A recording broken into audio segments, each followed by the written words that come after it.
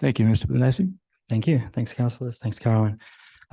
Council's draft media strategy is well timed. It's right before an election year and it sets out some very clear provisions. I think we'd all agree that the unique content from our councillors is what we'd like to see as a community.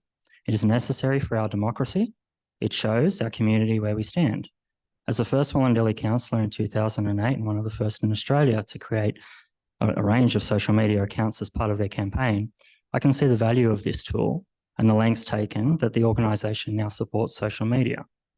I was often shouted down 8-1 in this place, specifically to social media, but often for other things.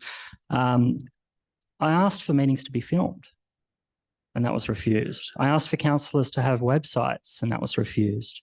I asked for the councillors to be accessible on their social media and that was refused. All of that took fighting for. Even the use of electronic tablets and laptops needed in this place that you all use around the table now and have in front of you, that was not allowed when I was first elected, and I asked for that to be done. I don't want to see that all thrown away with misuse. The guidelines for the sharing community info, another role of councillors of social media sharing, is from the services and council of organisation. And to quote from the policy, and specifically 4.1, councillors are responsible for administration and moderation of their own social media platforms, ensuring that they comply with the record-keeping obligations of the State Records Act. Part 2 of 4.1 says, the exemption for this is that the Mayor may be provided with support from staff to respond to customer service type requests and customers on his or her social media pages. As in regular elections, once the declaration of the election date commences, the media use of the governing majority of any government cannot be used, as it is seen to be for political purposes. As 2024 is a mayoral election year, my question is, when will council cease to support the Mayor's personal Facebook page? If there is no set dates, number 2, if there are no set dates that the organisation has set for this, will the Mayor himself restrict himself to sharing a PA with the General Manager, as was done in the past by mayors such as myself, and not use the advertising budget of Wollondilly Council, as I did not do during my mayoral term? I believe this would be good for transparency, as at least a level playing field is one that the community expects.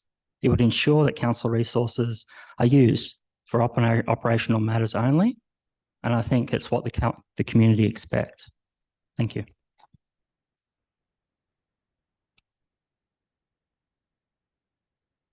Thank you, Mr. Benassi. Mr. Mayor, would you like to make any comment on that, please? Yeah, since the question was directed at me. I guess for the sake of clearing up any confusion, I'll note that unlike some mayors in other council areas, I run my own social media channels and staff don't post any content on my channels on my behalf. And just so that I'm abundantly clear, council has never paid for any advertising or boosting on any of my social media pages or content, and nor should it. And I would find it incredibly inappropriate for any mayor to be doing that.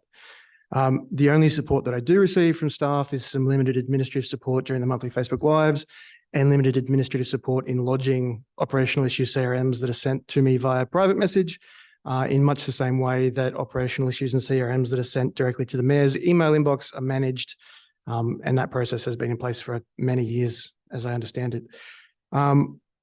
As you would probably be aware, Dr. Benassi, the election occurring next year, there is the legally mandated caretaker period that takes effect 4 weeks prior to the council election and 40 days prior as it relates to matters that are considered electoral matters, and that places additional restrictions on councillors that we all have to comply with.